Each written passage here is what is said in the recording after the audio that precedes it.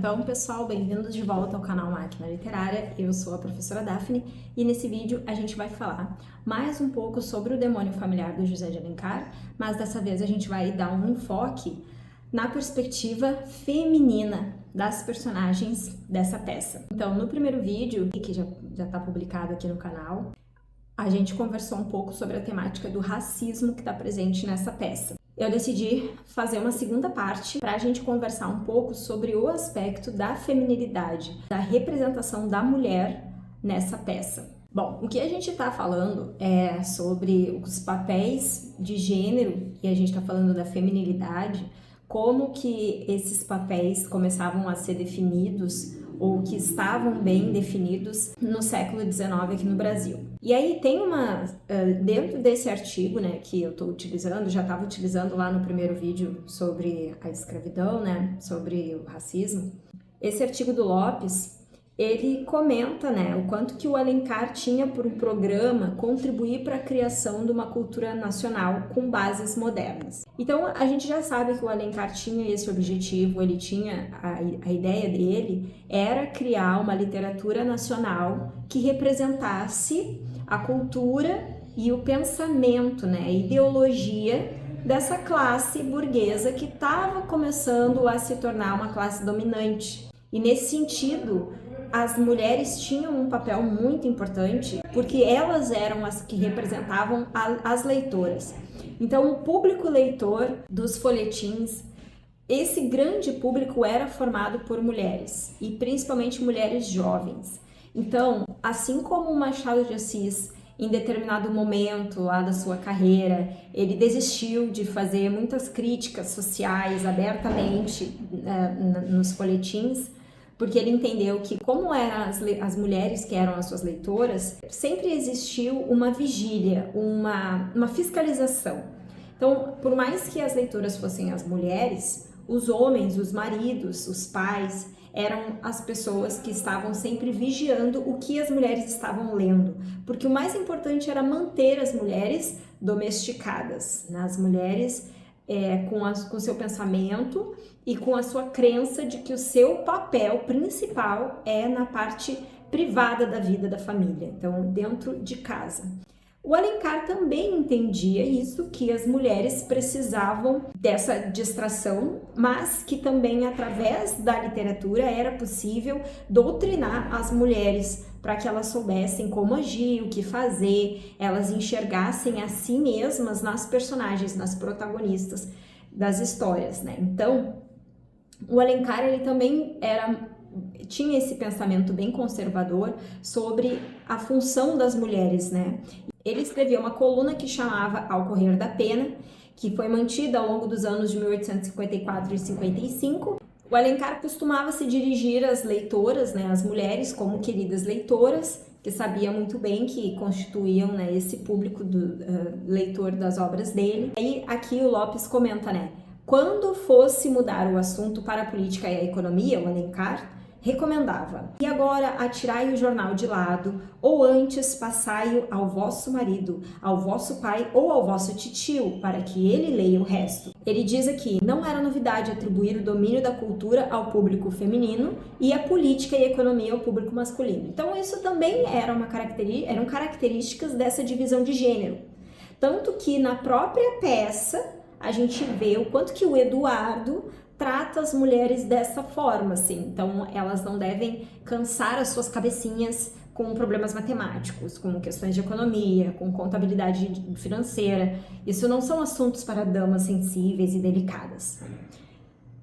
E aí a gente já começa a perceber como que essa burguesia estabelece as funções da mulher. Como a gente já discutiu lá no primeiro vídeo, eu não vou novamente repetir para não ficar exaustivo, mas a gente já entendeu que essa classe dominante, a burguesia, estava buscando essa cultura e também estava dentro dessa modernidade que começava a surgir dentro da sociedade, estava acontecendo essa mudança de espaço da mulher na sociedade e também na família, né? Então, na medida em que a mulher ia começando a sair de casa para ocupar alguns espaços fora de casa, em alguns espaços públicos, era necessário redefinir quais as funções da mulher dentro de casa e quais eram os limites dessa mulher burguesa no espaço público. O que era relativamente novo e se expandia era a presença da mulher em estratos superiores no espaço público, e o teatro era o espaço privilegiado dessa presença.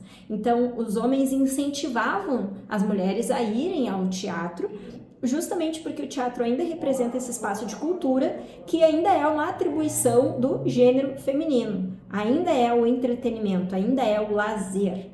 São as atividades mais lúdicas e que, de certa forma, denotariam aí, então, uma certa ausência de responsabilidade ou de um conhecimento um pouco mais técnico ou teórico sobre assuntos que exerciam certa dominância sobre a sociedade, e aí por isso é que ficavam sob a guarda dos homens. Em 1855 foi aberto o Teatro Ginásio Dramático, com o projeto de trazer ao público fluminense a moderna dramaturgia realista.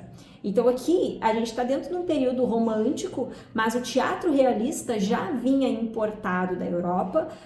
E claro, o Alencar era mestre em fazer isso, né? Não que o resultado fosse extremamente maravilhoso para o Brasil, mas ele sabia juntar um pouco essas características estrangeiras europeias com as características da sociedade brasileira. Então, o Alencar acolheu a iniciativa com entusiasmo e passou a conclamar suas leitoras a frequentar o Teatro Ginásio Dramático. E aí aqui no artigo tem um trecho do folhetim do dia 8 de julho daquele ano, de 1855. E aí o trecho é longo, mas vale a pena, porque isso aqui representa pra gente essa visão da mulher feminina, né, pro Alencar. Ia me esquecendo, dar-vos notícia do vosso pequeno teatro, do vosso protegido, minhas belas leitoras. Se soubesseis como ele vos agradece a bondade que tendes tido em animá-lo, como se desvanece pelo interesse que vos inspira, agora já não é somente um pequeno círculo de homens de bem e de bom gosto que aí vai encorajar o seu adiantamento e aplaudir aos seus pequenos triunfos. Na balaustrada dos seus camarotes se debruçam as senhoras mais elegantes, as moças mais gentis dos nossos aristocráticos salões.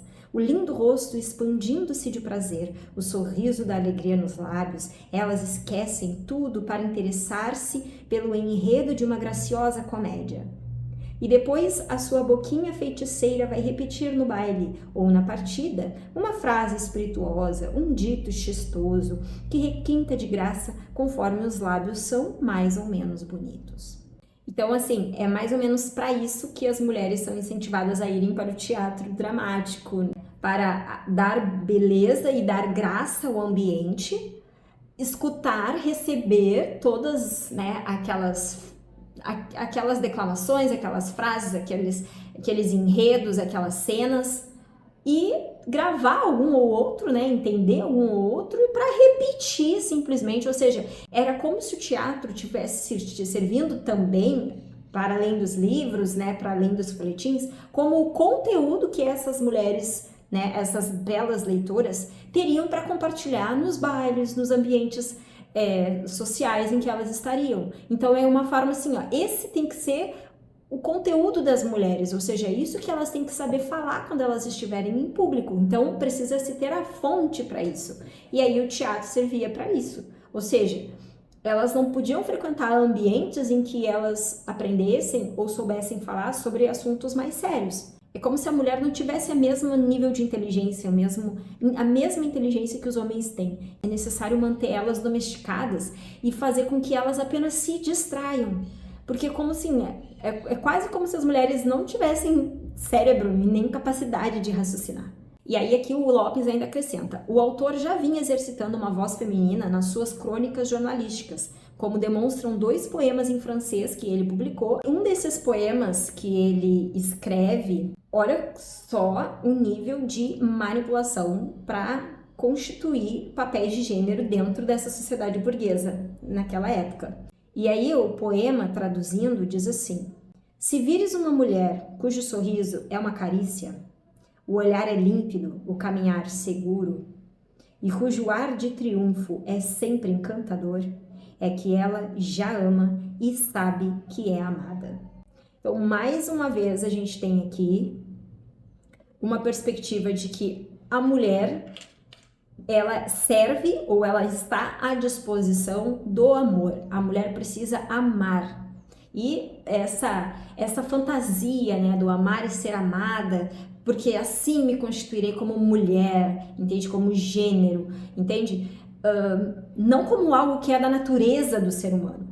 Então, isso daqui ele forja isso, sabe? E esse aqui é um grande problema, porque ele está estabelecendo os papéis de gênero aqui. Ele está apenas olhando para a mulher e determinando a ela como deve ser o seu comportamento, quais são as expectativas da sociedade, enfim, né, para que ela se torne ou seja considerada, enfim, uma mulher digna de estar na sociedade, ou enfim, uma mulher burguesa dessa classe, né? E aí o Alencar, justamente para reforçar ainda mais esse aspecto da arte, da cultura, do entretenimento, ligado à feminilidade, a essa voz feminina, ele ainda coloca aqui, ó, na dedicatória, a peça teatral O Rio de Janeiro, Verso e Reverso, que foi publicada na primeira edição em 1857, ele deixa bem clara essa perspectiva. Tudo isso aqui é fala do Lopes e esse aqui é o trecho do Alencar. Uma noite via no ginásio, ou seja, vi ela, a mulher, no ginásio. Representava-se uma comédia um pouco livre. Veio-me o desejo de fazê-la sorrir sem obrigá-la a corar. Se algum dia, pois, eu for um autor dramático, deverei unicamente àquela boa inspiração. A flor não se abriria se o raio de sol não a aquecesse e a animasse. Ou seja, ele está aqui fazendo aquele movimento que é um movimento clássico da antiguidade, né? Ou seja, nas origens da literatura, da poesia principalmente, que é a evocação da musa, a inspiradora da arte, do homem, de tudo. Mais uma vez, é como se a mulher ela fosse apenas um objeto, um acessório, para que os homens pudessem cumprir os seus objetivos. A mulher, ela ainda está assim nesse sentido, nessa parte privada, ela está à sombra do homem, e o homem é que está à mostra, que tem a sua imagem pública, e com certeza são os homens que recebem, né, os louvores por toda a inspiração que eles recebem ou as consequências, né, disso tudo, né? Então, de alguma maneira, o José de Alencar tinha assim em mente toda essa classe burguesa que iria ao teatro, mas ele entendia e ele considerava que a mulher estaria presente no teatro também. E aí o Lopes faz uma comparação também com a dedicatória que o Alencar escreve para o Demônio Familiar. E o mais interessante é que o Demônio Familiar foi uma peça dedicada inteiramente à Sua Majestade Teresa Cristina, então a filha do imperador. Também assim tá errado a gente também se lembrar sempre da Teresa Cristina como a filha do imperador, ou seja, ela por si só também tem uma identidade, também tinha uma ideologia política, uma forma de pensar. E aí ele diz assim, né, para ele, né, a mulher, nas palavras de Alencar, tratava-se da mãe, abre aspas, né, mãe da grande família brasileira, exemplo sublime de virtudes domésticas, a quem oferecia esse quadro da nossa vida doméstica, esboço imperfeito das cenas íntimas, enfim, a imagem da família. E aí ele acrescenta, não me animo a oferecê-la à majestade, ofereço-a à mãe, à esposa, à irmã, que sabem perdoar todas as faltas. Vejam como ele consegue dizer que ele enxerga na imperatriz todos os outros papéis sociais da mulher. Então não é para a imperatriz, a mulher que no caso seria um ser político, mas ele dedica essa peça para o ser doméstico, a mãe, a esposa, a mulher. Como diz o Lopes, em suma, todas as mulheres brasileiras representadas em uma, com a qualidade maior que as caracterizava, a tolerância e virtude do coração. Ou seja, porque seria a tolerância, né? Então, assim, nessa perspectiva, as mulheres deveriam tolerar tudo, aceitar tudo, passivamente, com a desculpa de que era uma grande virtude feminina. Ou seja, a tolerância, aceitar tudo, aceitar receber ordens, aceitar se sentir obrigada a cumprir funções que não eram nem consideradas como trabalho, mas eram trabalho. E essa tríade, mãe, esposa e irmã, está presente nas três personagens principais que a gente tem na peça O Demônio Familiar, a começar pela Carlotinha em seguida pela Henriqueta e também pela Dona Maria, que é a mãe da Carlotinha, do Eduardo e do Jorge. E quais eram as mensagens, então, que ele passava para as mulheres através dessa peça, O Demônio Familiar? Vamos começar a olhar isso aqui agora. Se entende naquela época, no século XIX, que o casamento é um dos aspectos da ideologia burguesa. Então, a família, né, a tríade da família, então é o casamento, o dinheiro e o amor. Essa forma também de influenciar a mulher, fazer com que a mulher sinta desejo por isso. Ela quer ter este casamento, ela quer ter esse casamento abastado com um homem e amar e ser amada.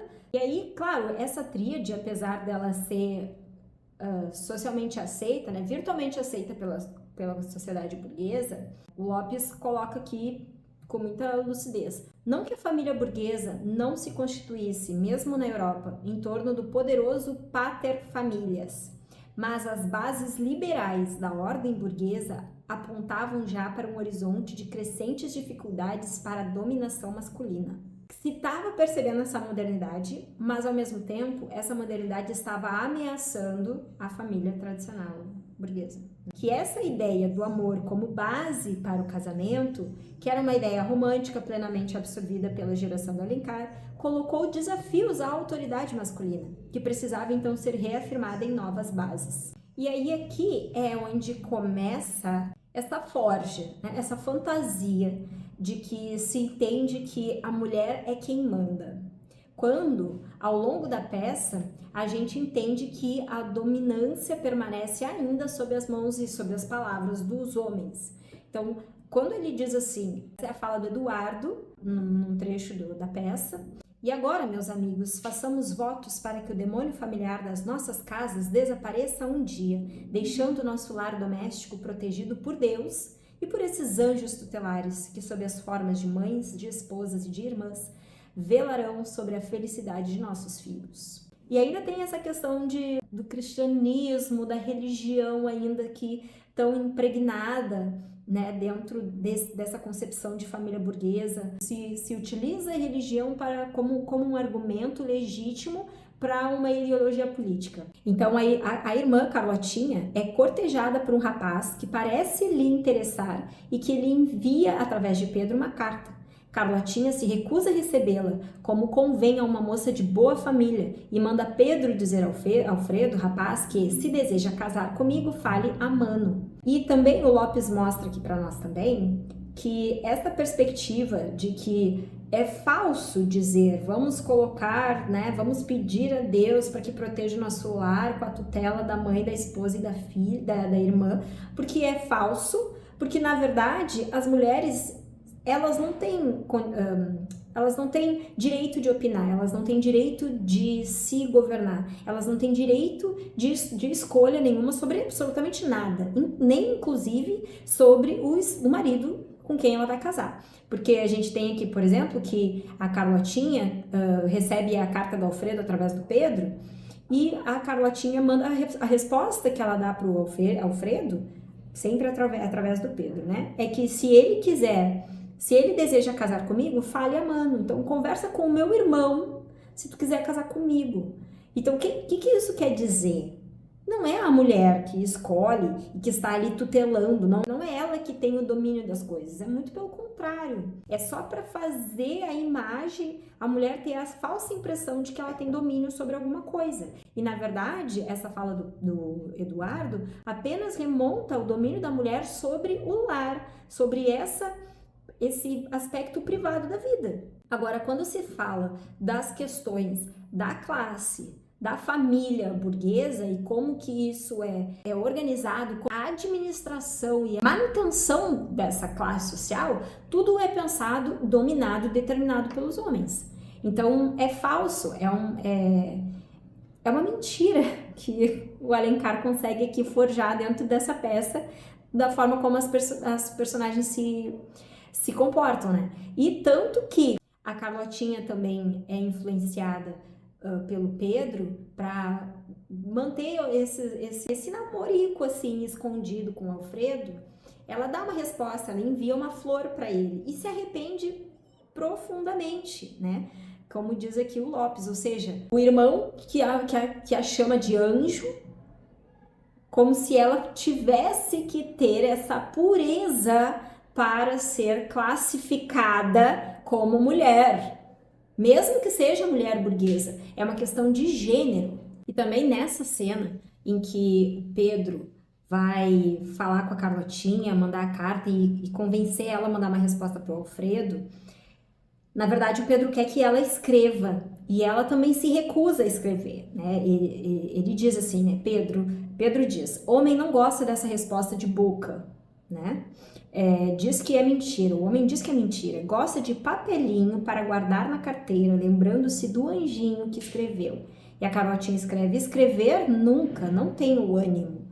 Aí o Pedro, pois olhe, nhanhã, tire suas violetas, põe nos cabelos, manda outra a ele. Isto de flor, faz cócegas no coração.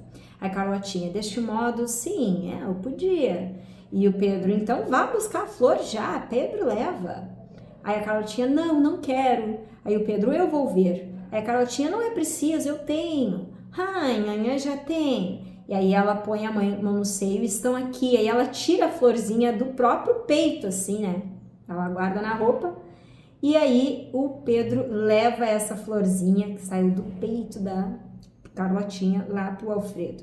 E a Carlotinha extremamente arrependida. Porque o que acontece, né? É como assim, já tá incutido dentro da mentalidade feminina esses padrões de comportamento que elas devem seguir. E como elas devem se comportar e como elas não devem se comportar. O que é digno de uma mulher fazer e o que não é. Aí ela entende assim, esse tipo de correspondência é como se fosse uma impureza inadmissível para uma mulher. Ou seja, uma mulher se corresponder com um homem que ela ama e que a ama também, como aquele versinho que o Alencar falou, né? Escreveu lá. Então, tá tudo certo de acordo, né, com essa perspectiva, mas apesar disso, a mulher sente culpa por manifestar este desejo pelo homem, principalmente porque o Eduardo ainda não sabia de nada. E o que acontece? Ela corre para contar para o Eduardo. No momento em que ela pensa, que ela acha que ela está fazendo algo errado, ela corre para contar para quem? Para o seu dono, para aquele que a domina, para aquele que determina e julga as ações dela. E aí o Eduardo quer saber se ela já escreveu para Henriqueta. A Carlotinha diz que sim, não deve tardar. E o Eduardo, tu és um anjo, Carlotinha. E a Carlotinha com uma expressão, né? Como se engana, mano. Você acha que eu sou um anjinho, mas na verdade, meu Deus, eu sou um ser desprezível. Porque olha só o que eu fiz. Eu mandei uma florzinha que eu tirei do meu peito para aquele homem, que na verdade é um amigo do Eduardo, né? O Eduardo vem com aquela doutrinação, né, do raisonné. E aí, nesse sentido é que eu acho interessante a gente pensar que toda essa cena entre a Carlotinha e o Eduardo, que acontece nesse trecho da peça, é justamente uma consequência de um erro dela. E o erro dela foi simplesmente ter mandado uma florzinha, uma correspondência mais amorosa para um homem que a ama e a quem ela é apaixonada também. Então aqui a gente vê essa perspectiva de dominação que ainda existe do homem da casa, nesse caso o Eduardo, que é o irmão, mas que assumiu toda a responsabilidade, ele é que paterna sobre a irmã, né? Passando então da Carlotinha, uma perspectiva a partir da mãe, que é a matriarca, uma mulher mais velha, né? Então é como se ela já tivesse os seus 40 anos, digamos assim, 40 ou 50 talvez, né? Mas que ela representasse aqui a mãe. Então ela é a mãe e ela traz essa perspectiva de uma mãe mais antiga que teve uma educação, ela recebeu uma educação diferente do que a educação que ela está dando à sua filha. Porque nessa conversa, né, no ato 3, a cena 2, que é entre o Vasconcelos e a Dona Maria, o Pedro está presente, o Jorge também. O Vasconcelos já diz, né, que é preciso pensar em casar a Carlotinha, né, Dona Maria, já é tempo.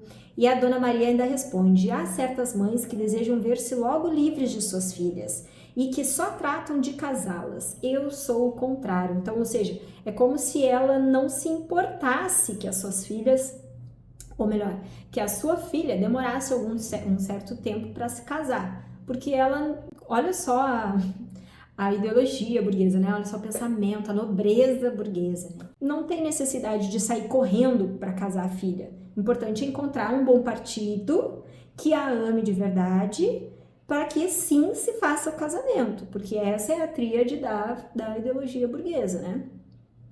Aí vem o Vasconcelos, que também é um homem mais antigo, e diz: mas isso de um homem não ter a sua dona de casa é terrível. Anda tudo às avessas, né? Essas meninas de hoje aprendem muita coisa, francês, italiano, desenho e música, mas não sabem fazer um bom doce de ovos, um biscoito gostoso. Isso era bom para o nosso tempo, Dona Maria.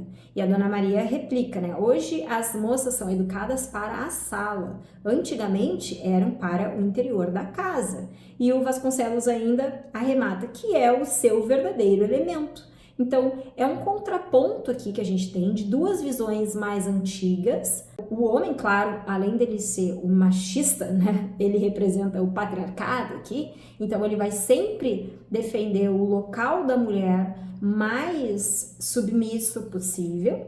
Ainda essa mulher aqui acredita, né, que olha, elas hoje são, ela apenas faz uma constatação, hoje as meninas são criadas para a sala. E aí a gente volta lá para aquela questão do Alencar, quando ele exalta, enaltece o teatro e a presença das mulheres no teatro, porque a presença da mulher no teatro é uma maneira de educá-las para a sala. E assim elas começam a criar esse lado oposto ao homem, como se fosse o complementar ao homem. Enquanto o homem está na parte do raciocínio lógico, da política, do pensamento, da construção, elaboração de uma sociedade, a mulher está no entretenimento, ela é que leva a beleza, a arte e a cultura. Como se homens e mulheres não pudessem englobar tudo isso. Então existe essa divisão de gênero que é burra. Mas naquela época era assim, tinha que ser, sabe? Porque o ser humano era muito limitado mentalmente e intelectualmente, por mais que não pareça, tá? E aí, nesse caso, o Vasconcelos defende que a mulher tinha que continuar sendo criada para o seu verdadeiro elemento, que é o interior da casa. Então, ela precisava aprender a fazer docinhos de ovos, biscoitinhos gostosos. Ou seja, mulher, lugar de mulher tinha que ser em casa.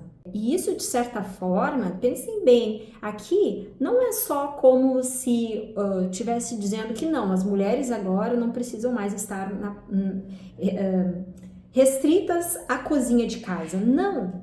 Isso aqui é uma falsa ideia progressista, porque não é progressista. Ao mesmo tempo em que a Dona Maria reforça que hoje em dia elas são educadas para a sala, é como se simplesmente tivesse agregado uma educação às mulheres, porque elas não deixam de estar no seu lugar de natureza, que é a cozinha, que aqui é o pensamento, né? No caso do velho Vasconcelos. Então a mulher, além de ser a dona da cozinha, que é essa falsa ideia também trazida pela fala do Eduardo, de que as mulheres são as tutoras da casa. Então, se eles precisam de uma proteção tutelar, não dá para tirar as mulheres de dentro de casa. O máximo que elas vão fazer é ir ao teatro e em casa aprender as belas letras, para aprender a falar coisas bonitas e levar arte e cultura para os encontros dos machos escroto dentro dos bailes da sociedade burguesa, né? Mas enfim. E também tem uma cena que é interessante, que é a cena em que o Alfredo é chamado pelo Eduardo, né? Então eles se encontram no gabinete do Eduardo e eles conversam sobre o interesse real do Alfredo pela Carlotinha. Então é como se nesse momento o dono da Carlotinha fizesse uma entrevista com o interessado amoroso da sua irmã, né? O Eduardo entrevista o Alfredo para saber exatamente qual é o interesse dele. Então, qual é a jogada aqui? Ele começa a convidar o Alfredo para participar dos eventos da família, almoços, jantas e passeios e tudo mais, para que eles convivam. Então, a partir da convivência é que eles venham a desenvolver esse amor que os leve ao casamento. E não apenas executar o casamento na esperança de que exista amor. Porque lembrem os princípios, né, a tríade da família burguesa, casamento baseado no amor verdadeiro e o dinheiro. O Eduardo convida o Alfredo para frequentar a casa, a Dona Maria vê, né, que esse rapaz é interessado pela Carlotinha, começa a frequentar a casa e tal, mas onde é que está o pedido da mão da minha filha, né? E aí a Dona Maria conversa com o Eduardo e o Eduardo quer dizer, quero lhe dizer uma coisa que lhe interessa, este moço, Alfredo. Aí ela é o teu amigo que me apresentaste, sim, ele ama a Carlotinha. E aí ela pergunta, e ela já sabe? E o Eduardo responde, sabe, e talvez já o ame. Aí é que tá o ponto, talvez. Então, na incerteza, vamos aproximar os dois num convívio, numa aproximação, para eles mesmos terem certeza se é amor de verdade. Se é amor verdadeiro, bora casar. É mais ou menos isso, né? E aí, o Eduardo diz, né? E aí a Dona Maria pergunta, né? E esse moço abriu-se contigo e pediu-te a mão de tua irmã? E o Eduardo disse, não, minha mãe. Eu disse-lhe que sabia a afeição que tinha a Carlotinha e por isso queria apresentá-lo à minha família. Então, primeiro ele introduziu na família, para acontecer exatamente isso que a gente está falando aqui agora. E qual é a razão? Foi mesmo para que ele soubesse respeitar o sossego e a tranquilidade dessa família em cujo seio é recebido. Então também é aquela mensagem do tipo, o raisonné, que é o cara que pensa tudo, e eu não preciso ficar explicando tudo o tempo inteiro o que é o raisonné, porque vocês já entenderam, ele está protegendo a sua família. Nessa cena da Dona Maria com o Eduardo, é como se o José de Alencar estivesse utilizando um recurso muito clássico. É assim mesmo, clássico, dos filósofos da antiguidade mesmo, que é o diálogo. Então, vai um diálogo para se entender, para se passar o conhecimento, para se ensinar, para se doutrinar. Tudo é em formato de diálogo, de explicação. Então, aqui o Eduardo também está fazendo aquela doutrinação. E lembrando que isso aqui é uma peça teatral. Então, é através desse diálogo que a plateia burguesa, as mulheres principalmente, estão ali, estão ouvindo e estão aprendendo isso. E como a gente já viu no início, né, que a gente comentou, elas vão replicar esse pensamento, essa ideologia em outros ambientes na sociedade, né, onde elas vão circular também, né?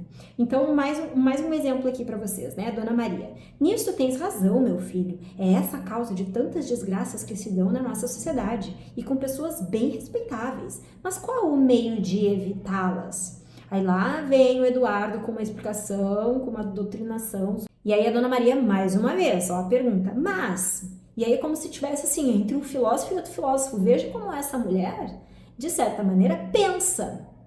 Mas supõe que esse homem que parece ter na sociedade uma posição honesta, não é digno de tua irmã.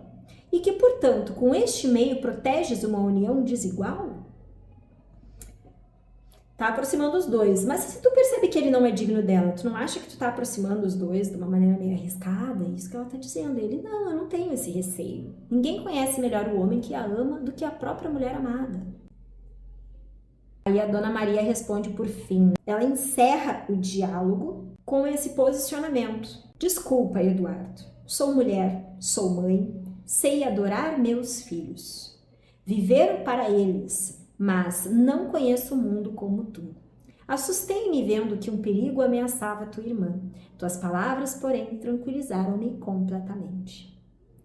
Então aqui ela, enfim, a gente consegue perceber o quanto que essa dominação masculina sobre essa perspectiva feminina do casamento, da aproximação. Então é como se o homem também estivesse aqui ditando como que essa aproximação tinha que acontecer. E o mais importante é como que a Dona Maria enxerga a si mesma. Sou mulher, sou mãe, sei adorar meus filhos, viver para eles e não conheço o mundo como tu. Justamente, então assim, ela não conhece o mundo como o filho, que é o homem, que está na esfera pública da vida social, porque ela já entendeu, ela internalizou que a sua função, o seu papel social de gênero feminino é adorar a seus filhos e viver para eles.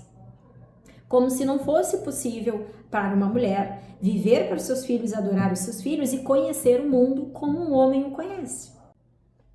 E aí, como diz aqui no artigo do Lopes, a mãe, do alto de sua experiência, reconhece a superioridade de Eduardo para velar pelos valores da família e tomar as decisões mais sensatas, a inteligência acima do coração.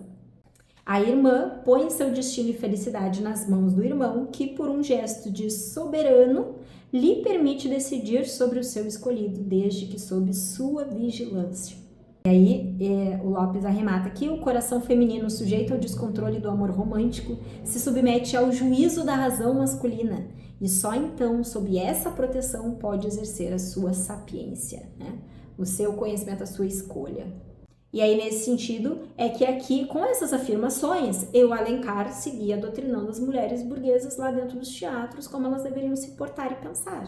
Essa é a mentalidade, a gente já viu aqui a mentalidade da Carlotinha, a mentalidade da mãe, e por fim, vamos olhar para a Henriqueta, e a Henriqueta é como se ela representasse aquela mulher mais frágil, mas assim, ela não tem as bases mais estáveis.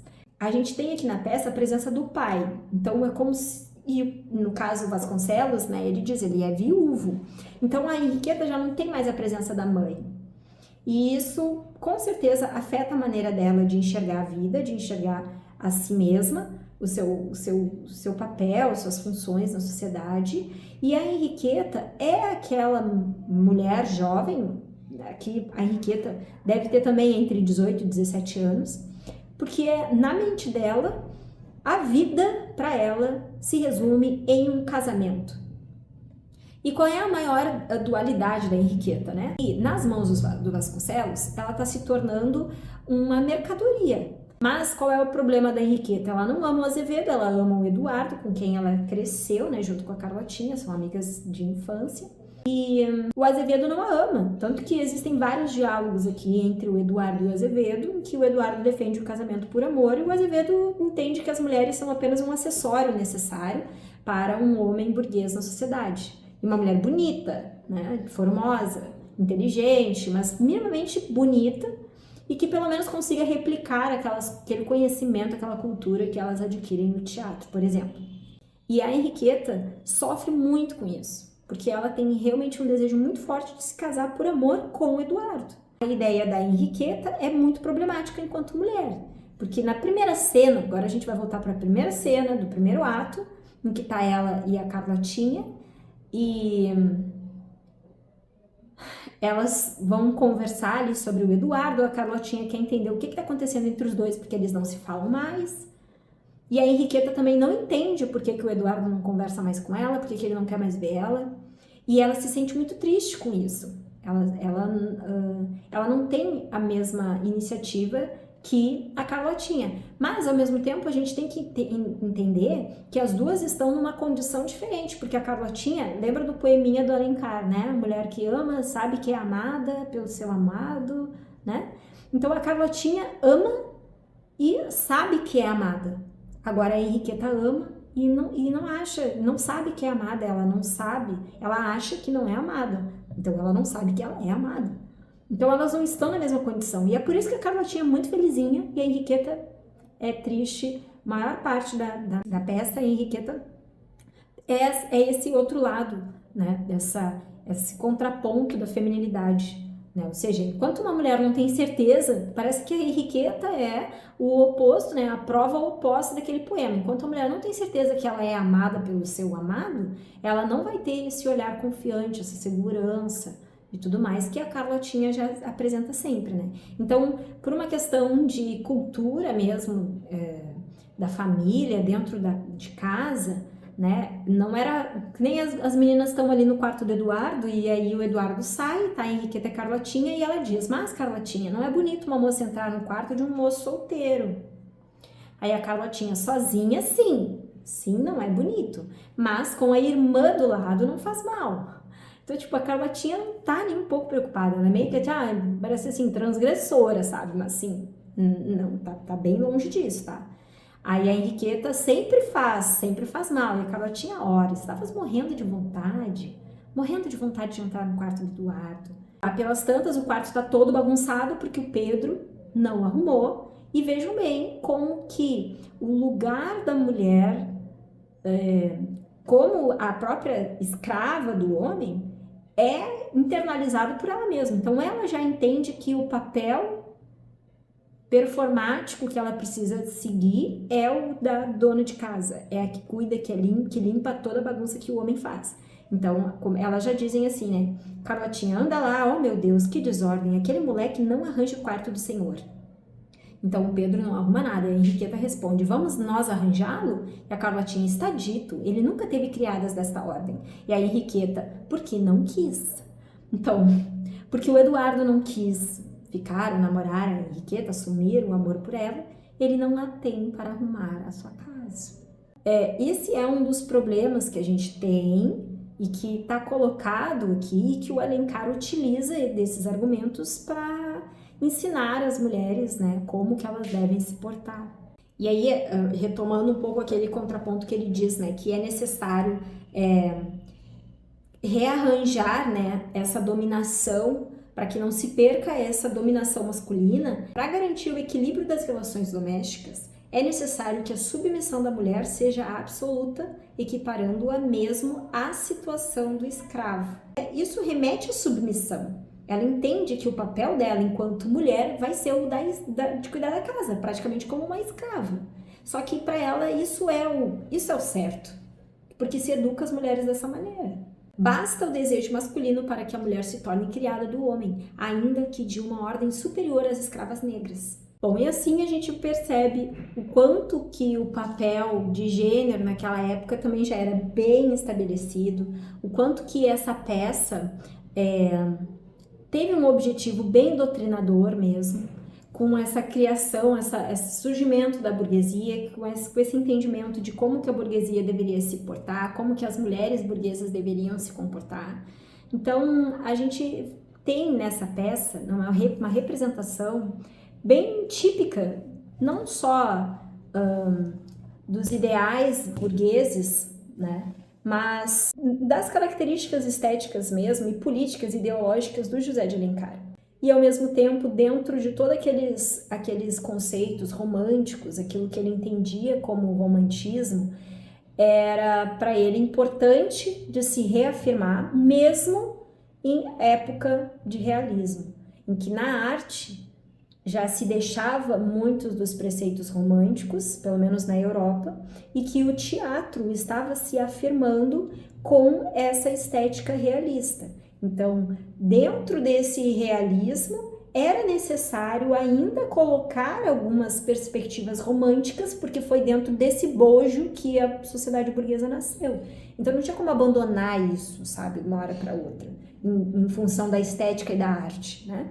Esse vídeo foi mais com a intenção de abordar essa outra parte, essa outra temática que essa peça trata, e eu espero que tenha ajudado vocês também, né? Deixa o teu like, se inscreve no canal, comenta se tu já leu o livro, o que tu acha dessas interpretações todas.